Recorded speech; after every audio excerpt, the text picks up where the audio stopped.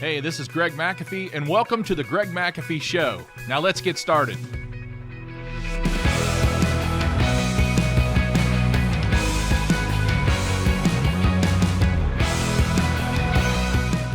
Welcome back to the Greg McAfee Show, where we discuss steps to successful entrepreneurship, how to take your business to new heights, and ultimately follow your dreams. Today we're going to be discussing the benefit of the extra mile leader. It's unfortunate we've adopted such a phrase as the extra mile in our culture, and few ever mention where it originated. So, according to Roman law, a soldier was permitted to stop anyone at any time and force them to carry his pack or his gear for a full mile. As you can imagine, the Jewish people of the time resented being humiliated, and it was a very inconvenient law because they had to stop at whatever they were doing and carry this Roman soldier's gear. So most people kind of trudged along, cursing the soldier underneath their breath. Yet, as always, Jesus came along and changed things. And in Matthew 5:41, Jesus tells his followers to willingly follow this law and even more. He tells them to choose to walk a second mile. Here's what he said: if anyone forces you to go 1 mile, go with them 2 miles. And we all know that Jesus modeled this himself on earth. He chose the second mile when he took the route to the cross, when he was carrying his cross. And he was shamed and scorned, and he never once retaliated. He knew his identity. He was free to rise above it. And Jesus chose the cross out of love for us, knowing how the story would end. Who knows? Maybe it was the second mile which led the centurion at the foot of the cross to proclaim, surely this was the Son of God.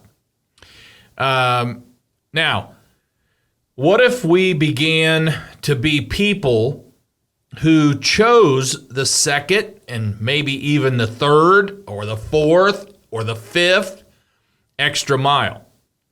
People who choose to persevere in relationship when things are tough, who keep serving when they go unnoticed and they're taken for granted, who keep giving without getting anything in return. So, when we choose to go the extra mile in our business, sometimes as business owners, sometimes it's easy. I'm not saying it's simple, but sometimes it's easy because why? Well, it benefits us. So we're going to go the extra mile. I mean, if you're an entrepreneur, you're motivated, to do more. You're motivated to achieve.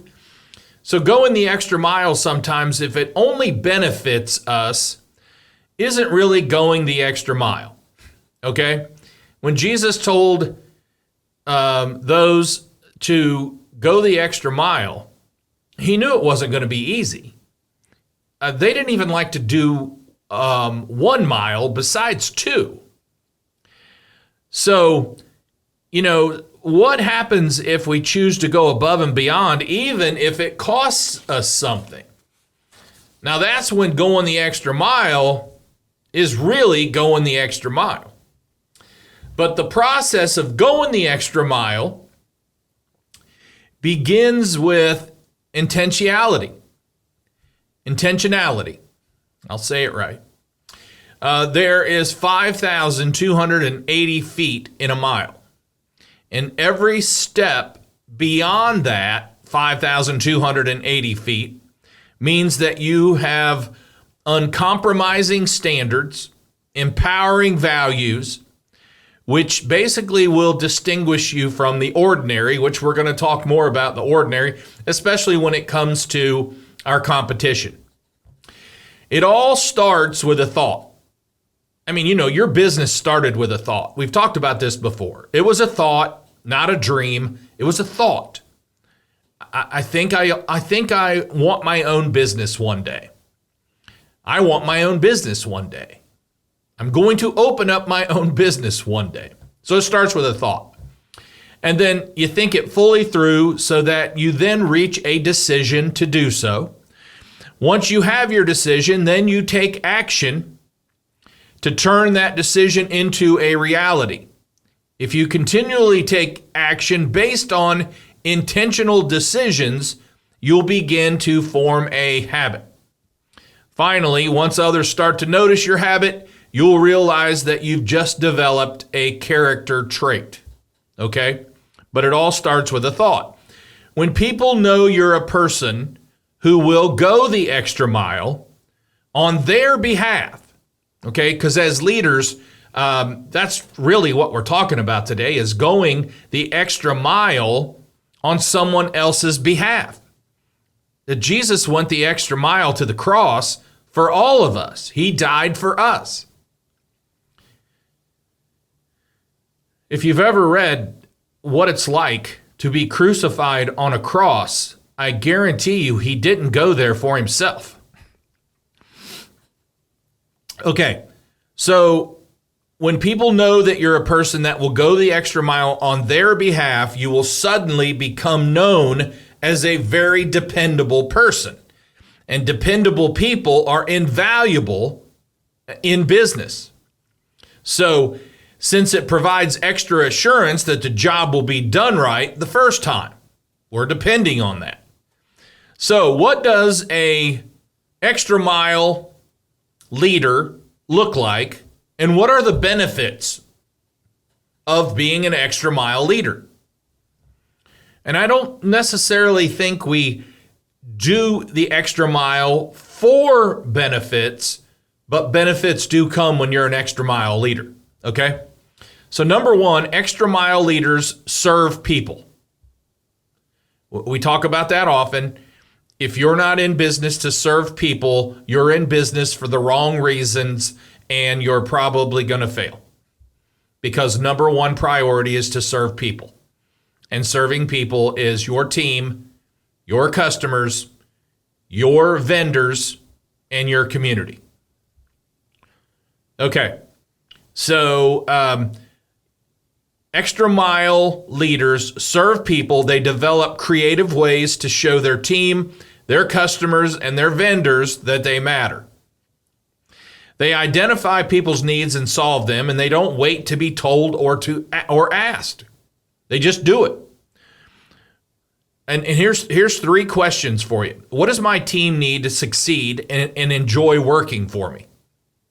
What does my team need to succeed and enjoy working for me? Number two, what do my customers need to keep our company top of mind and to be happy with our service? So what do they need? And number three, what do our vendors need from us to provide us with products consistently, fast, and in good order and in good conditions? Okay? When you focus on questions like these, you become more focused on what you can give rather than what you can get. We don't get from giving, but that's just how it works. We get from giving, even though we don't give to get. So number one is extra mile leaders serve people. Number two, extra mile leaders understand they do not have all the answers and they cannot do the job alone. So extra mile leaders know that they have to surround themselves with people who can help them. And a lot of times, like we talk about here all the time, a lot of times they're smarter than us. They might be talented in another area and than us. And actually, extra mile leaders brainstorm with other team members to produce better results. They understand they need their team members, and they're not threatened by their team members. And note here that their team's not threatened by their presence either. So it works both ways. A leader should feel secure and not threatened by their team members, because team members should complement the leader's gifts, okay? Especially when it comes to leadership teams, okay? Our teams will always be better off if each of us is driven by more than just personal gain, okay? So our teams are going to be much better off if we're more driven by serving them than just personal gain. You know, it's not about how, here, Simon Sinek, if you've ever watched him, I mean, he's extremely good, well-spoken, top-notch guy, as far as I know. Here's what Simon says. It's not about how tough you are. It's not about how smart you are. It's not about how fast you are. If you want to be an elite warrior, you better get really, really good at helping the person to the left of you and to the right of you. Okay? Then number 3, extra mile leaders always give their best, and there is no second best. They have an attitude of excellence. They have an attitude of winning. Extra mile leaders are not satisfied with status quo. Extra mile leaders do not like comfort zones, nor do they settle for what is merely acceptable. Extra mile leaders have a compelling desire to be the best, their best, personally and professionally. And they pour out everything in their heart. As discussed, I think it was last week, we talked about we must pour our heart into our business and pour our business into our heart. A leader cannot ask team members to do what they're not willing to do.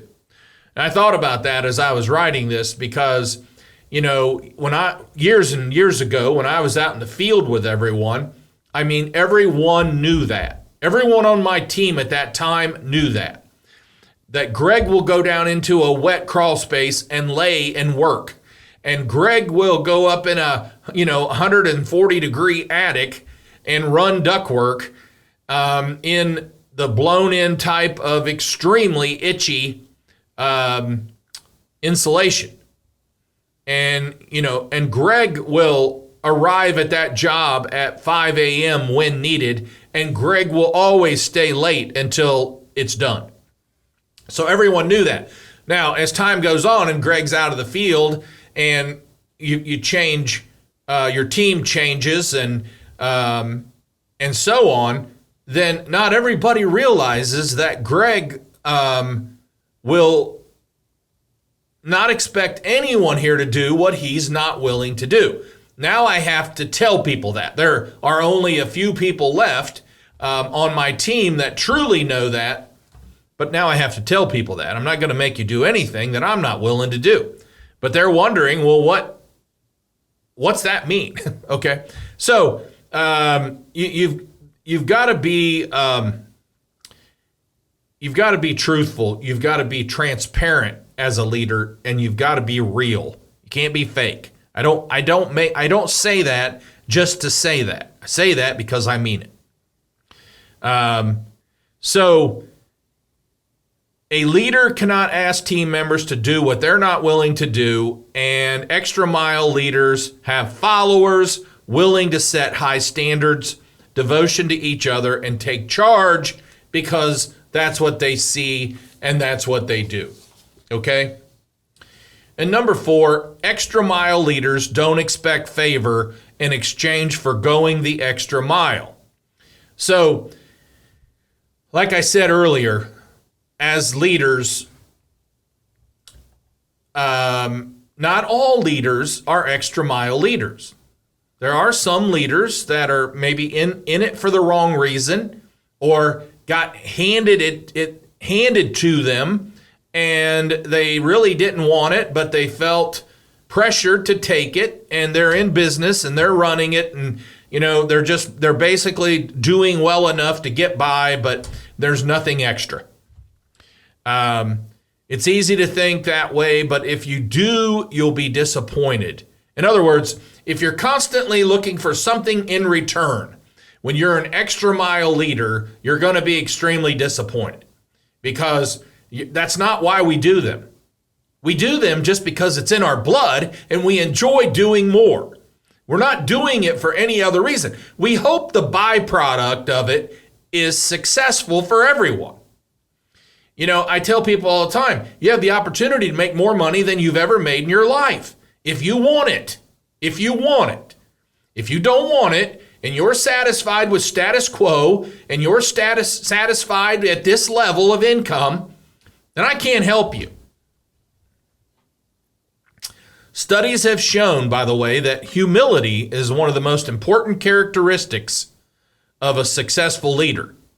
Basically, humility is the ability to see yourself as you are. That's what I mean. Be real. You recognize your strengths.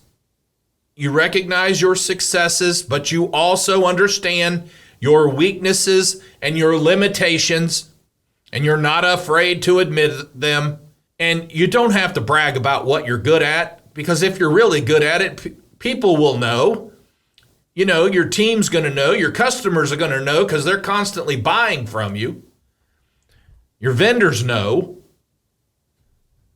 And the community should know.